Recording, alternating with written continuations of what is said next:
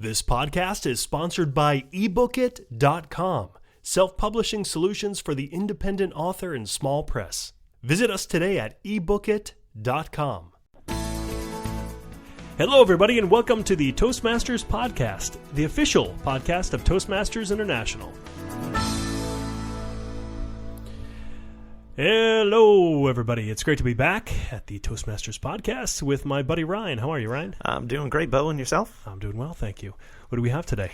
Well, today we have an interesting interview. We're going to be talking about overcoming life's buffaloes with Vincent Kituku. And this is based on his the article, the member profile of him in the December issue of the Toastmaster magazine. So at this point, I would like to welcome Dr. Kituku to the Toastmasters podcast. Welcome. Oh, thank you so much. It's wonderful to talk with both of you, gentlemen. Great to have you with us today, Vincent. So I'd like to start off. Normally we read a little bit longer bio of our guest on the show, but I thought I'd start off asking you if you could give us a thumbnail sketch of your background in your own words. I do know that you were born in a mud and grass hut in Kenya. You're giving it all away. Stop. No. And now, several decades later, you're a highly successful speaker and consultant in Boise, Idaho. But could you give us kind of the connect the dots from A to Z of how you went from Kenya to Boise, Idaho? Well, I took a plane. All right, next question, Ryan. Right. Moving on. Well, let me just say this. First of all, again, thank you for this invitation. And I also want to take a single moment here just to really appreciate the Toastmasters people for just being so gracious. And Julie, the lady who wrote this article, who interviewed me and put it together, is the best I've ever had in my many, many years of being interviewed, both in America, in Africa. This just came out amazingly wonderful. So I like to do that. Now, when I open my mouth, people can tell that I have an accent, but my accent is from Wyoming. 1986, February, I was very fortunate to get a scholarship to come to United States, and I landed in Laramie, Wyoming to do my graduate studies there. I did my undergraduate in Kenya, Nairobi. I did my high school in Kenya too, but really where I grew up is Kangundo. Kangundo is a small community. I come from the third or fourth, depending on times, the third or fourth, the largest, I hate to call them tribes, but it's the largest community in Kenya, and they're called Kamba. I was born there. I'm the firstborn of 12 children. I grew up in a polygamous family whereby my father basically had several wives at the same time concurrently, which is very different from the West. You know, in the West, is consecutively one after another. Right. So I grew up in that kind of a family, challenged with the limited resources. When I tell kids, actually when I go to speak and I tell students that I had my first underwear at the age of 13, that is 10 plus 3, and the shoes, I remember my mother coming to a small hospital where I was admitted suffering from malaria. My mother looked at the hospital floors and the bathrooms, and for some reason, she just didn't feel comfortable with me there in those floors so dirty. And she came to the small bed I was lying down, and she gave me the shoes she was wearing. And that was when I was 17 years old, wore my first pair of shoes given by my mother. Wow. I have to make my one point very clear. My father could have bought me those things. My father was basically, the beginning there was nothing, but my father started a small business which could afford some things like that. However, my father had amazing philosophy. My father used to think, if you are wearing shoes or long pants, long trousers, what we call them trousers, or long-sleeved shirts, you could not concentrate in school. So my father actually never bought us those things. And even in my elementary school, which we used to call primary school, actually, it was illegal to go to school with shoes. Wow. Oh, because, what I mean by legal, you are not taken to jail, but you were sent home, all the shoes were taken because not very many kids had shoes. So you are told those who have, if they come with them, they will make the others feel bad. Right. So there were signs in the school that said, shoes, no service. Oh, no, we never even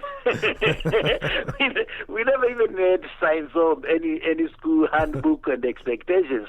Those things we are told by a teacher, and they were planted in our minds and our hearts, because if you messed up, you got beaten up. I mean, they used to call them spanking. Right. That'll reinforce a lesson. The lessons were reinforced. So right. That's really. But it was a great place too. In my family, we had basically simple things. My father believed in two things: school, hard work. I mean, we are talking about hard work, working in the gardens, taking care of animals. We had maybe 1 or 2 cows and the goats there, maybe 3 or 4, but they needed to be taken care of. Washing clothes in a river, irrigating plants, those things.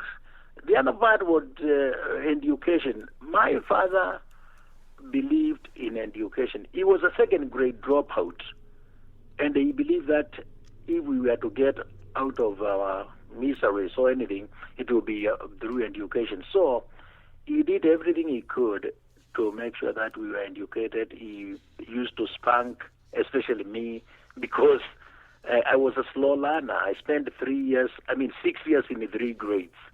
I spent 6 years in 3 grades. I'm the firstborn. There were a lot of other things we could talk about. But he really rewarded us too. When we did very well, he would give us rewards for doing well. My mother brought the third aspect, which was really faith in God.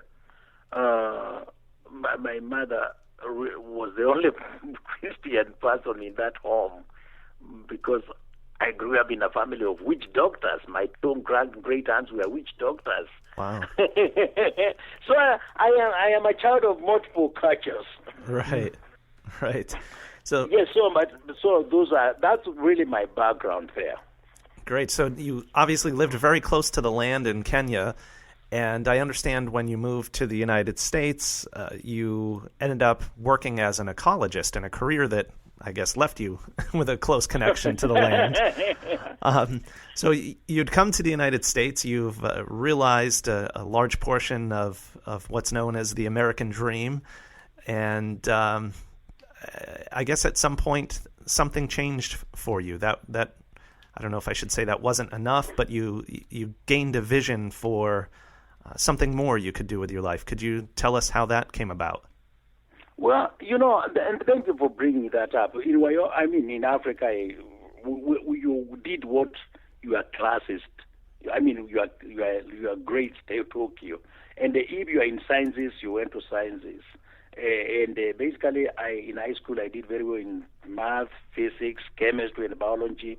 And so that really led to my being a scientist in range management, basically getting a master's degree, second degree, and third degree in environmental sciences.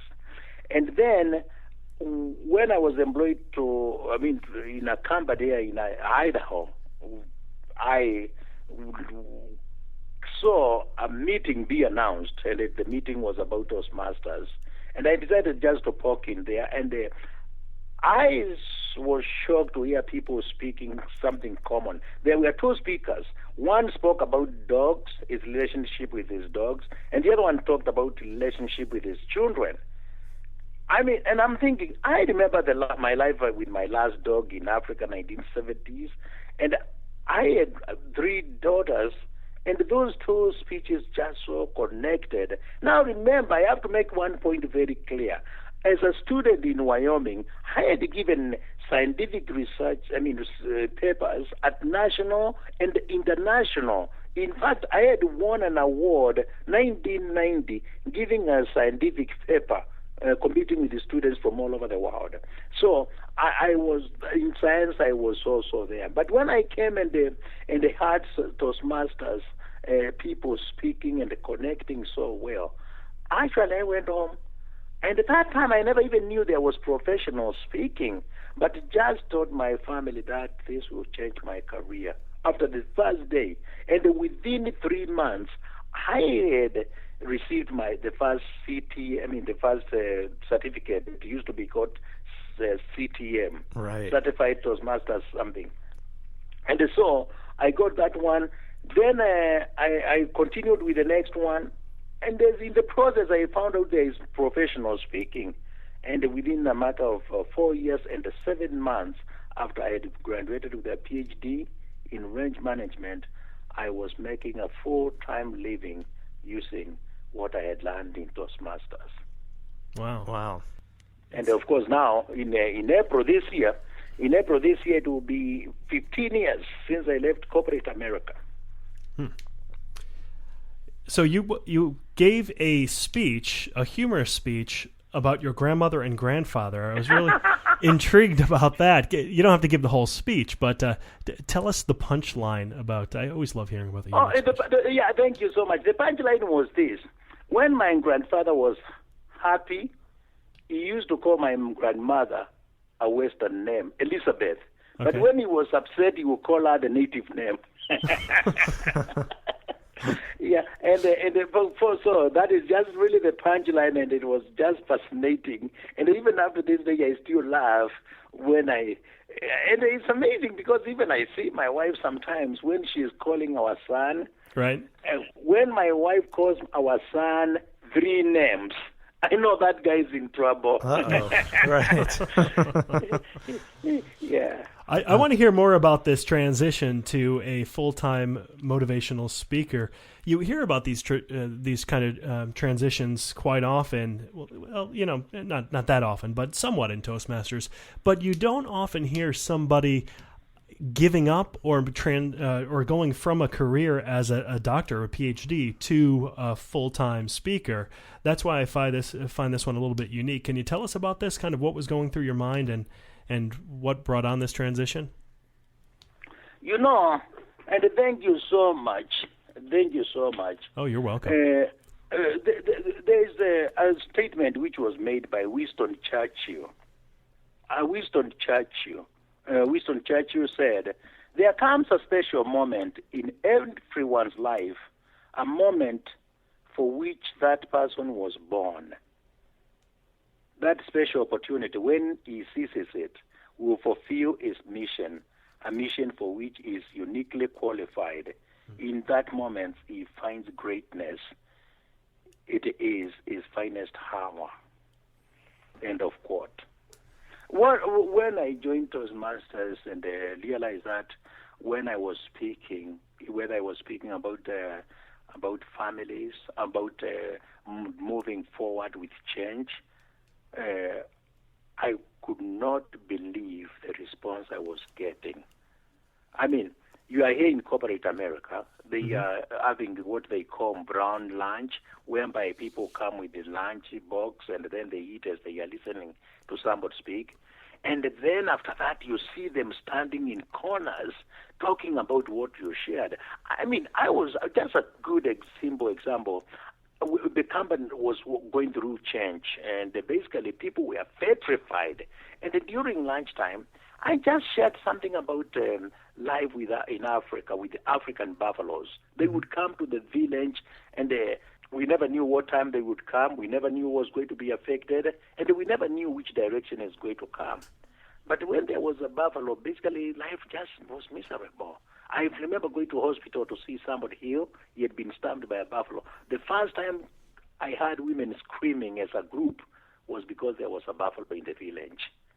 And so, and I talk about this buffalo and its social buffaloes, things which come to life without us approving.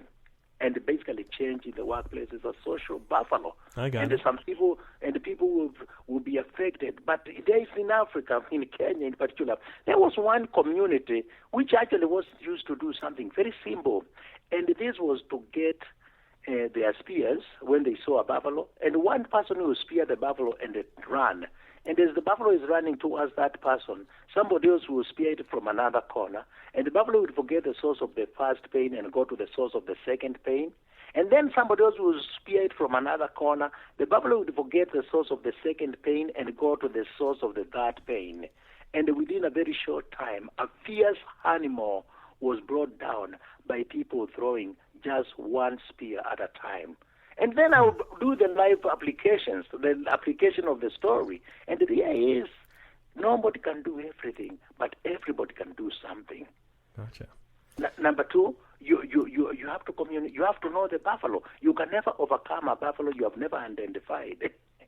Right. Number three, you have to know who has what kind of spears. Even when you are self-employed or even when you are speaking, you always have to have people who you can call and you can work with to overcome the challenges you have identified. And communication, coordination, conflict management, ability to overcome change management. So I'll put the whole picture there, and the people will be surprised.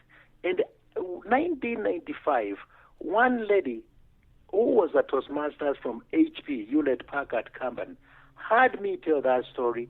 She went and told our manager, about my story, and the manager hired me to do a 4-hour speech. I had never given a speech more than 20 minutes.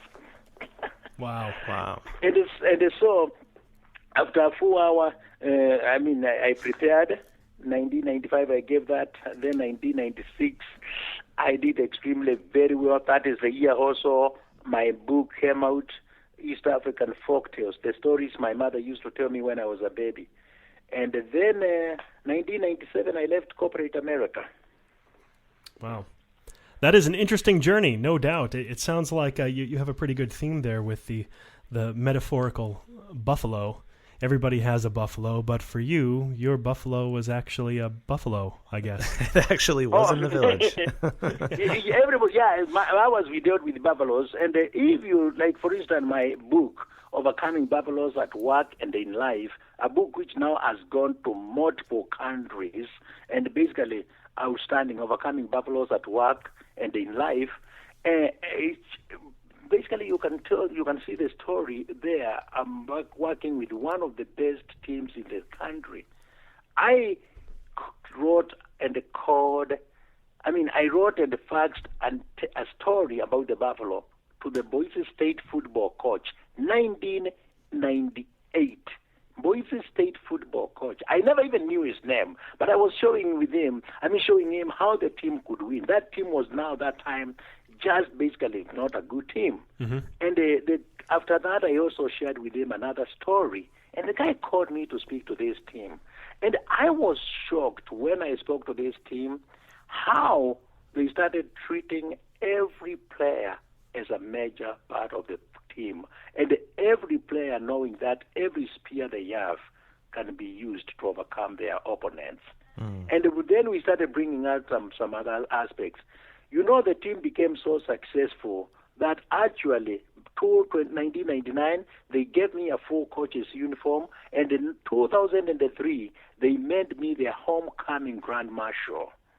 Wow. And I still work with the team. Up to this day, I'm still the motivational speaker of the team. But it has been phenomenal to see a small college football team using analogies. And of course, you can't take away from the great coaching. You can't take away from the great players they have there.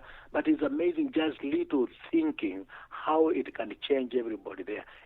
I meet with some students who don't even remember my name, who played there, but they always say, this is a Buffalo man. Right. Well, it's easier than pronouncing your last name. Yeah, it's easier to remember my last name, too. Yeah, but so anyway, that is what I'm talking about, and there are a lot of other analogies. I'm working now on another book which is coming out in spring, and it's called Run, Whether You Are a Lion or a Gazelle. You like the animals, don't you? Well, I love those animals.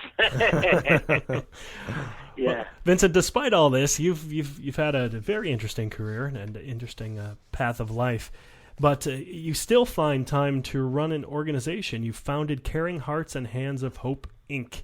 Could you tell us a little bit about that?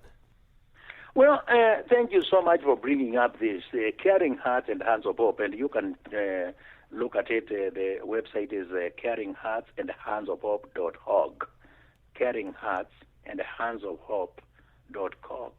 And thank you so much for asking this.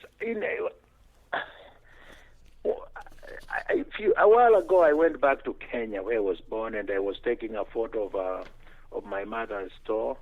And there was this man who was coming to hug me. He had only 2 teeth remaining. He was smiling. Mm-hmm. His eyes were sunken. His hair was almost gone.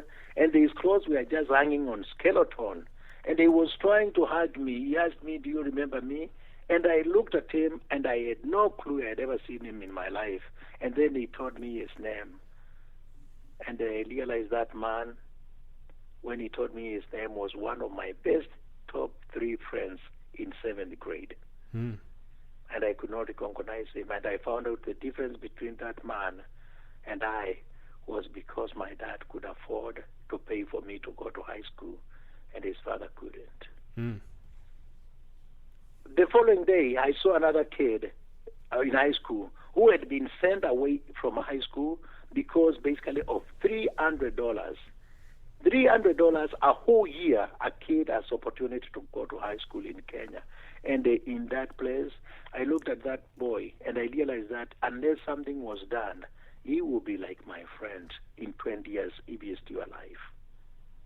Right. And then looked at my elementary school, where I went to elementary school, 1970s and 1960s.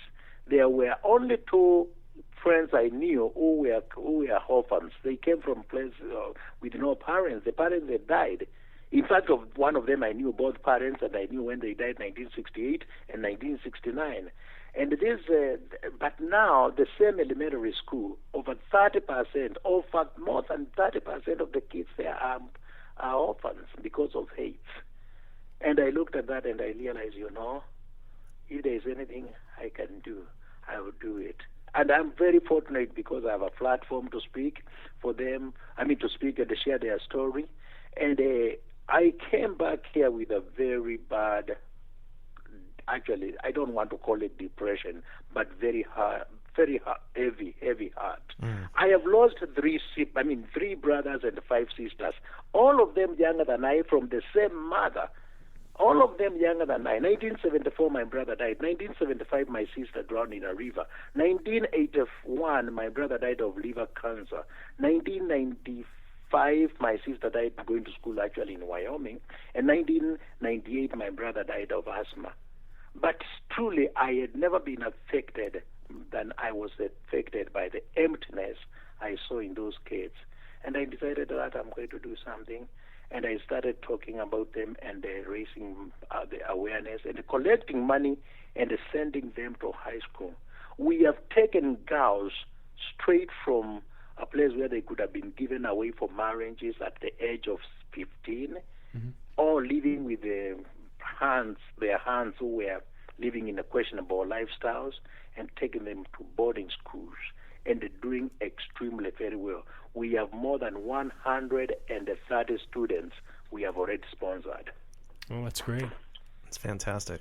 That's great. And once again, that website, for people who didn't hear it, is caringheartsandhandsofhope.org. O-R-G. You could look that up there. Well, Vincent, this has been wonderful. Is there anything else you'd like to tell us? Something you told us about your new book you're working on. Anything else in the future for you? Well, yes, I am. We have now an office in America, in Boise, and we do have an office in Kenya. But what I'm going to just to share with the Toastmasters, I hope that if we are in Toastmasters, one of the greatest things you can ever do is to make somebody else. Have somebody else, whether you are paying them, you are encouraging them, you are inviting them to come to Toastmasters. But if you can even sponsor one person, your Toastmasters investment will not be a waste. I have helped more than 300 people to become members, and I'm talking about financing them. And I have seen tremendous life changed. Toastmasters does pay. That's wonderful. It's fantastic. And Vincent, could you share for our listeners your personal website for your speaking and consulting? Thank you so much for asking this. Actually, in fact, one day you're asking me about something going on in my near future. I have a seminar I'm doing here in Boise. I do it here in Boise, and it's called How to Speak and Get Paid Greatly. How to speak and get paid greatly. And the thing is very basic. I teach people how to speak, but there's something else which I teach people. Outstanding. Marketing as a speaker. I have been basically...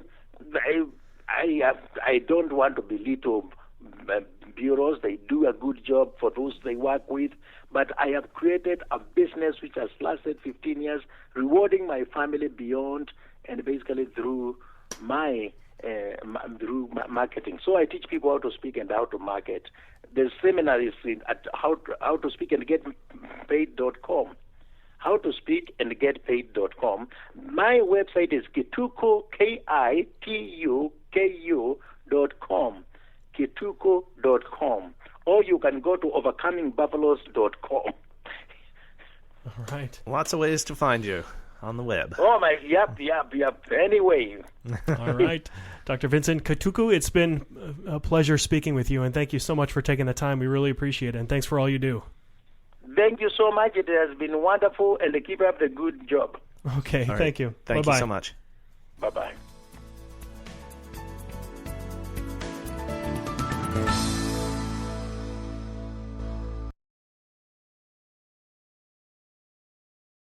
Isn't it about time you published that book you've been thinking about? We can help with that.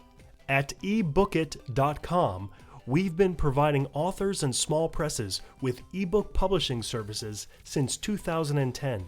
Visit us today at ebookit.com and let us know how we can help you.